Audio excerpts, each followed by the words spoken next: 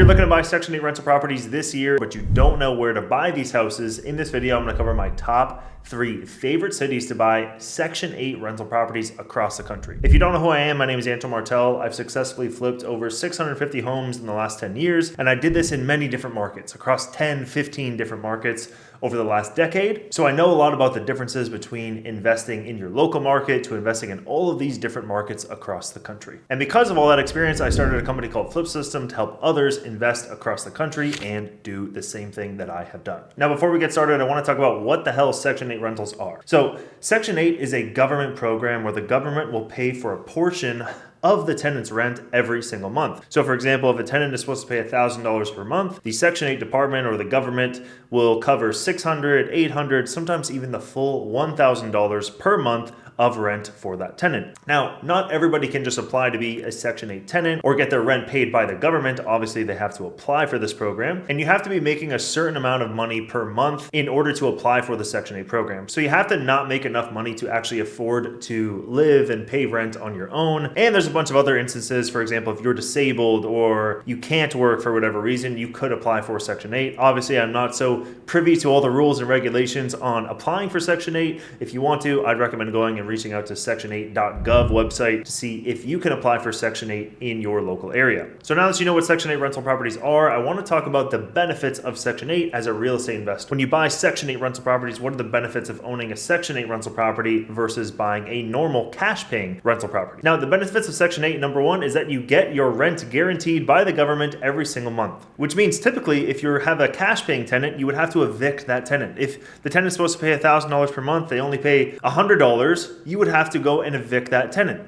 But if you have a Section 8 tenant and they're supposed to pay $1,000 per month and the Section 8 voucher is for 80% of the rent, you would get $800 even if the tenant doesn't pay their $200 portion.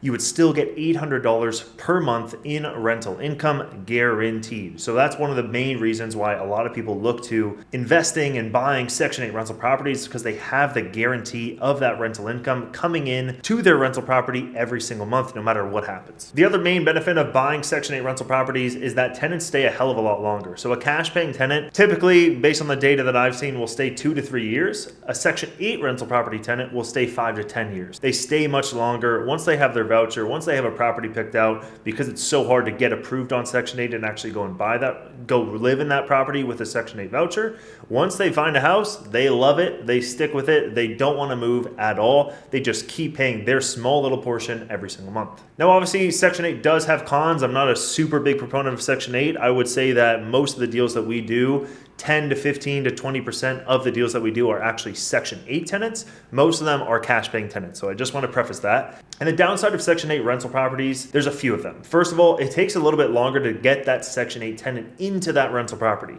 So it's not immediate like a cash paying tenant. You can't post it on Zillow and then the next week you have an applicant and they move in a week later. That does not happen with Section 8 because you have these government agencies involved in the process. They want to come inspect the property, review the property, make sure it's okay, make sure it's in livable condition for their tenants. The second thing is the annual inspection with the Section 8 department. So the Section 8 department will actually come to your rental property every single year and do an inspection and tell you to renovate this or renovate that or touch this up or do this thing or do that thing. So every single year you do have the Section 8 department for that state or city or county coming into your property every single year typically and doing an inspection of the property to figure out what needs to be done in order to keep that property up to standard. Now, the last thing about Section 8, the third thing about Section 8 that I don't like so much is security deposits and also the utility expense. Both of these are not something that the government's going to put up the money for or that Section 8 department's going to put up the money for. This is all going to be for the tenant to put up. So the tenant,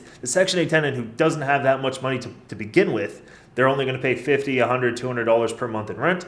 They're going to have to come up with a security deposit, which is going to be 1 or 2 months of rent. And they're also going to have to cover the utility expense, which could be $50 to $200 every single month. So those are the two things that the Section 8 department doesn't cover. So you may have to fork that out of pocket or just no security deposit and then forget about the utility expense, or you as the landlord can cover the utility expense. But that's going to be an issue that you may run into with the Section 8 tenants. All right, so now that we cover the pros and cons of Section 8, I want to get into how do I choose a market that would be great for Section 8 rentals. And to me, it comes down to one thing, which is essentially cash flow and can I rent this property out for more money on Section 8 than a cash paying tenant? So let me explain. Let's say in San Francisco, a cash paying tenant will pay me $10,000 per month, right? And then the Section 8 department will pay me $4,000 per month. Does it make sense to rent Section 8? Not really. Okay, let's take Seattle. The average tenant pays $3,000 a month in cash, but Section 8 department will pay $5,000. Does that make sense for Section 8 now?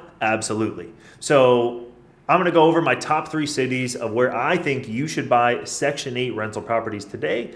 First of all, those properties will all cash flow. Second of all, Section 8 is going to pay more than market rent. So let's get into the top 3 cities. Number 1 is Detroit, Michigan. Detroit, Michigan, I've been investing here for around 5 years now. I used to be very against investing in Detroit, Michigan, but I think for cash flow and for getting Section 8 tenants, Detroit is probably the number 1 place in America today to buy Section 8 rental properties, turnkey or not turnkey, but you can go and buy a finished product today. Detroit, Michigan, you can buy a house for $100,000, rent it out on Section 8 for $1,500 per month. The cash paying tenant on that same rental property would pay around $1,100 per month. It's a crazy, crazy discrepancy. I don't see that discrepancy anywhere else in the country right now. I think the biggest gap from cash paying tenant to Section 8 tenant is in Detroit, Michigan right now. Now that coupled with the average price in Detroit being around $75,000 for a rental property in a B and C class neighborhood, it just makes the cash flow absolutely amazing and a great place to invest in right now. All right, the second city on my list is St. Louis, Missouri. St. Louis, Missouri, very, very similar. You can buy a turnkey rental property, for example, from $75,000 to $100,000. You can rent it out for cash for $1,000 per month, and you can rent it out on Section 8 for $1,100, $1,200 per month. So there is a slight increase and a slight benefit of renting it out on Section 8, but obviously not as great as it was in Detroit, Michigan. I still love St. Louis. I think it's a great place to invest in, and I think there's a ton of potential for St. Louis because it is such a large city that I think you can still go and find really, really great properties that number 1 cash flow. The second thing is that Section 8 will pay a higher rent than a cash paying tenant. All right, the third market on this list, which used to be my number 1 market, which is Cleveland, Ohio. Cleveland, Ohio, for me, 4 years ago, was an amazing place to invest in. It was a great place to buy properties for $70,000, $80,000, $90,000, rent them out on Section 8 for $1,200, $1,300. Today, the market is not as great as that. I think it's kind of transitioned from doing burrs and rental properties to more of the fix and flip and more $130,000, $140,000, $150,000 retail fix and flips. And that's very, very normal for markets to kind of transition into that way as they grow and develop. But I still think Cleveland, Ohio is a great place to buy Section 8 rental properties. There are some neighborhoods today, they're not the greatest of neighborhoods, that you can buy Section 8 rental properties for $70,000, $80,000, $85,000, rent them out on Section 8 for $1,100, $1,200 in rent. But cash paying tenants typically in Cleveland, Ohio will pay just as much. So for Cleveland, Ohio, number 1, you can still get great cash flow in Cleveland, Ohio. It's just probably not going to be in a B or C class neighborhood. You might have to veer off into the D class neighborhoods or C minus class neighborhoods in order to get that cash flow. And number 2, the variance between Section 8 rents and cash paying tenants and cash paying rents isn't very high right now in Cleveland, Ohio, but I still think that it's a great place to invest in, to buy properties that can cash flow where you can at least get Section 8 tenants in there. So with that being said, where are you looking to invest in Section 8 rentals across America right now? Where have you found the discrepancy between cash paying tenants and Section 8 tenants? I would love to know your thoughts and where you're looking and where you're finding these kinds of deals across the country. I've obviously invested in tons of different cities and I continuously am testing new cities all the time, but I would love to hear from you what you are noticing out there in the marketplace today. Thank you so much for staying until the end of the video. Like and subscribe. See you on the next one.